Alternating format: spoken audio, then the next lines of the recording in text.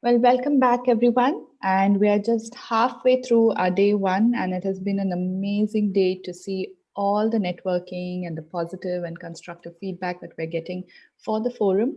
But as I said, we're not done as yet. So we have now entered the Innovation Hub. So, over the next 3 days, the Smart Built Environment Forum will showcase three unique innovation that caters to the property management, community management, as well as the facility management sectors. So today we have with us Mr. Tolga Candan, the Chief Business Officer of Sensgreen, who will present a unique solution that can cater and bring out the true potential of your HVAC system. So over to you, Mr. Tolga. Thank you, Mega. Hi, everyone. This is Tolga. Thank you for the nice introduction. I will be answering questions at the end of this session, so please take notes and then raise hands, write in the comment box, or approach me, reach me afterwards, because without questions, there are no answers. Let me now start sharing my screen. Everyone loves sharing their screen nowadays. We are all sharing. What a nice community. So, can everyone see my screen fine, Mega? Yes. Okay. Today, I'm honored to be in the Innovation Hub, and I'll be speaking about a unique innovation nowadays out there in the market, because we are claiming that we can convert any building into a smarter one, and especially about the HVAC systems. Because imagine we are spending millions of US dollars into the HVAC systems of the buildings. And then we spend another couple of millions of dollars in terms of energy, in terms of technicians, professionals, for the same HVAC systems to produce air. And this air is for whom? It's for the people. But do we ever check, is that air sufficient for the people? Are we wasting too much energy?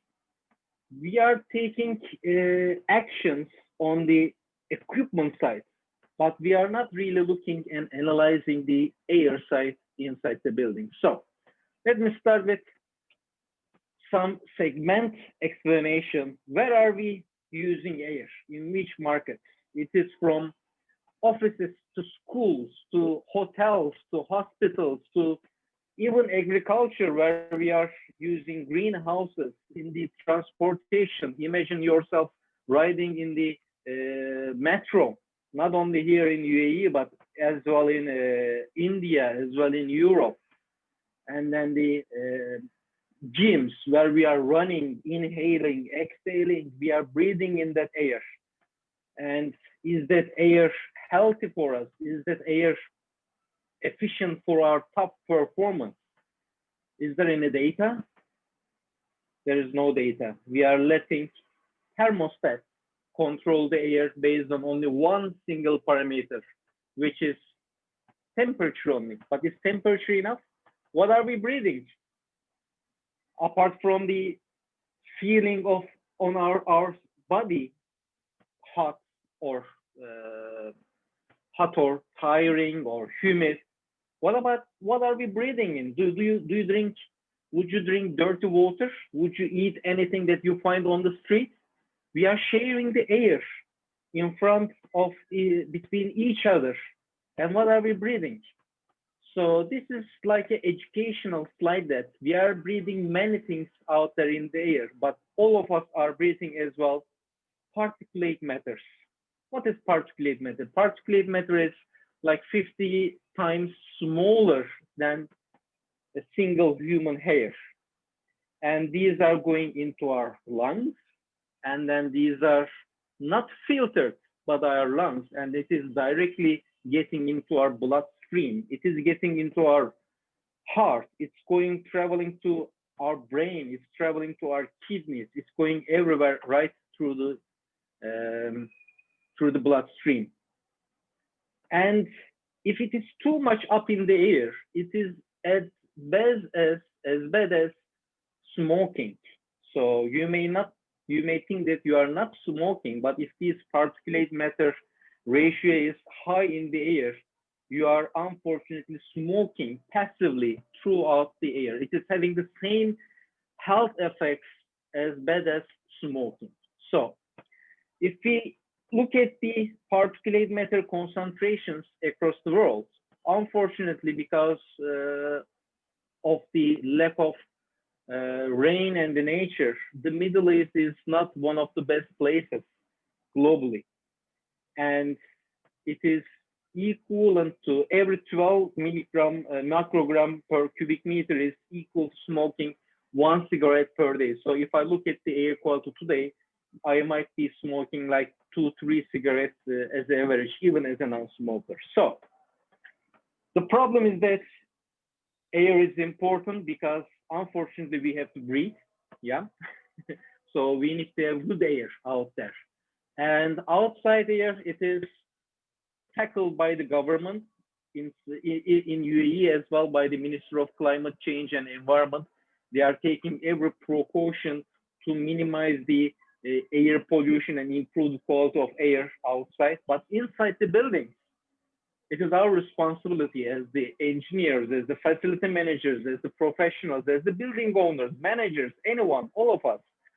And in case the air is not good out inside the building, we lose in terms of performance, in terms of productivity. And the buildings are not, all of them are young and with the high technology. So we need to convert our buildings into smarter ones, not only from a parking perspective or crowd management perspective, but also from the air management perspective, because our HVAC systems are not taking into the air side inside the building. So the solution is very simple. We need data, because without data, we are simply blind. And once we have the data, it is too much data. It's called the big data, as you know, it's a popular buzzword nowadays. And that's why we need some analytics, some brain to convert these huge big data into decisionable, simple decision-making data, right? So that we can decide where we need to invest. Do we need air profiles? Do we need to change our filters? Do we need to change the temperature settings or the distribution settings of our HVAC system? When do we need to clean our ducts? All of these things can be answered simply by data. So we are Sensgreen. Our headquarters is in Singapore, and we have an office in both in Abu Dhabi and Dubai.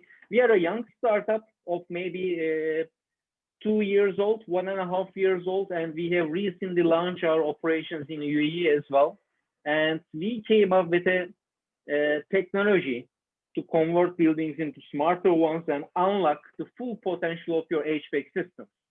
And in order to enable the data, we came up with a sensor that you can place into your building, into different locations. It is cable free, which means it's battery powered. That goes for like 2-3 years battery lifetime. And with these sensors, you can collect 7 key parameters that you need to know about air. Temperature, obviously, humidity, pressure, volatile organic components, which is what? It is the gases that we are breathing inside. It can be cleaning material, pesticides, the paint, anything. And then comes the particulate matter, which I explained over the last couple of slides. And then carbon dioxide. Carbon dioxide is the ratio of the fresh air, which we can say. And then comes the dew point. And all of these data then can be visualized over your mobile web dashboards. You can receive alarms in case the carbon dioxide level is going high in the classroom. The teacher can receive an alarm. Wait a second, children, I need to ventilate. Let's take a break. Or we can simply connect to the HVAC system to pump more fresh air so that our children can increase their academic performance, or inside the boardrooms, inside the cinemas, inside the gyms.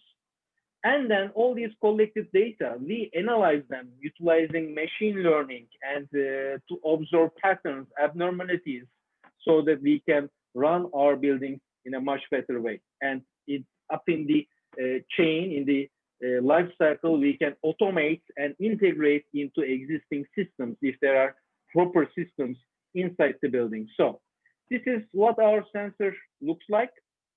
Yeah, it is battery powered. It has a QR box on the top so that you can provide feedback. It's able to work within a wide range, and we are using a special communication protocol named LoRaWAN, so that we don't need any Wi-Fi from you. We have our own private network. It's as easy to deploy within a couple of minutes, like 1 minute, stick it on the wall, scan the QR code, and then you are on. You can see the data on your mobile dashboard and start receiving alarms over it. So these are some of the screens that you can see. This is for the occupant screen, what they are seeing. This is for the app users. And this is for the, again, on what you see on the web dashboards. You can integrate it into your DMS system or CAFM system. And I know everybody wants to hear about COVID right now. And up in the air, there is more than particulate matter and gases. There is also virus, bacteria. It has always been there before the COVID also. And that's why the WHO says that 50% of the sicknesses that we are having today is because of the air quality. If we can improve the quality of the air, we can minimize the risk of getting sick, including the COVID. So when it comes to COVID, there are 3 or 4 main risk factors that is increasing the risk of the COVID or reducing the risk of the COVID spread and the survival risk up in the air. So we are able to index the air from that fresh air, particulate matter, temperature, and humidity zone to index the air as a low risk, as a high risk. So if you are maintaining your air really good, you can share this with your occupants, visitor, employees. And if it is not on the good end side of the air, you can take care. You can improve the fresh air ratio. You can manage your humidity. You can use filtration if there is a particulate matter issue. But ignoring it is not going to help anyone. So many people ask, Tolga, how do you integrate? We have different methods of integration into existing systems. So for each and every different system, it's a different solution. And we need to understand the system before starting the integration. But this is just an example how we are able to integrate into systems using infrared blasters for the old school units, or utilizing advanced framework controllers in order to integrate into existing more complex systems, so we can enable real dynamic control, real dynamic signal of your HVAC systems, and save energy, save time, and improve the quality of air and improve the quality of life. Where do you need to install these sensors? Where should you collect the data? Obviously in crowded places, in open areas. Let's say that you are in a shopping mart, then you need to place a sensor, sense node for every 100, 200 square meters. But if not, if there is a crowded space with more than 5 people in a small environment, you should have sensor as well. Classes, labs, gyms, food courts, server rooms, cold stores, pantry, meeting rooms, the washrooms, food courts, cinemas. And if you are very much detailed in your HVAC system, you can as well install sensors in the air handling and fresh air handling units inside the duct, so you can see the collected air's properties. So I want to share as a last some real life story. This is a small office with a dynamic load, increasing and reducing as per the working hours. What we did is we installed 20 sensors and we monitored for 2 months. At the end of the 2 months, we had 350,000 data points about the air. And what we did, we were able to collect the dew point. What is dew point? It is the mold. Yeah, it is very famous in UAE. Once the mold is inside your building, it is super expensive to get rid of it. And in case you are not air conditioning your building, it is nowadays popular topic with the hotels after the lockdown. They still need to run the HVAC systems, because otherwise they will end up having mold inside the ducts or inside the rooms. So what they need to do, they need to run their AC. But if they run their AC too much, they will be wasting precious energy, precious money. If they run the AC too low, then they will end up in having mold. So what is the solution? Keeping a balance. And how do you keep a balance? You need to know what is your dew point inside every critical location, and then you need to balance whether you are spending too much energy or too few energy, so that you can have an efficient HVAC system without risk of molds inside your rooms. Next thing is the carbon dioxide, especially in the classrooms, meeting rooms, gyms. If you are spending time inside it, you will not feel whether the carbon dioxide level has gone up to the critical level. And without the set point alarms, if there is a sudden increase, in the sharp increase inside at the carbon dioxide level, the facility manager or whoever is running the air inside, they will receive an alarm, and they can adjust the set point, or if we integrate it into the system, we can increase the fresh air ratio inside the room. And unfortunately, many of the buildings, including UAE, they don't have carbon dioxide sensors at all, only very few. And what happens once the carbon dioxide level goes up, we are not understanding whether it is carbon dioxide. We just feel uncomfortable. And what we do, we pump up the AC, which doesn't give you oxygen, which just cools the air, chills the air. So what happens? We end up wasting, again, precious energy. If we can balance the air using the carbon dioxide level and oxygen level, we can prevent wasted energy as well. So our algorithm learns the running condition throughout the day, the exact operational requirements, and then in case it goes into a unusual set point, then we receive alarms so that we can prevent wasted energy. Here is a case.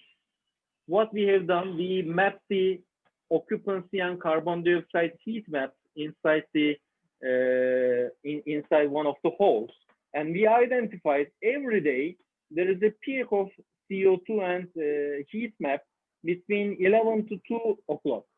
And upon our report, the facility management team increased the ventilation rate from 11 to 2 o'clock. So in the second 4 weeks, there was a significant improvement. And we can see that also from the customer feedbacks, occupant feedbacks. Yes, we are producing the air, but nobody is asking the people, the masses, are you happy with the air? If you are not happy, what are you not happy with? So using the QR codes technology, in the first month, in the specific case, there were around 213 feedbacks in the first month and around 320 feedbacks in the second month. So what we observed from first month to second month, the occupant engagement was improved by 50%, resulting in the satisfaction from the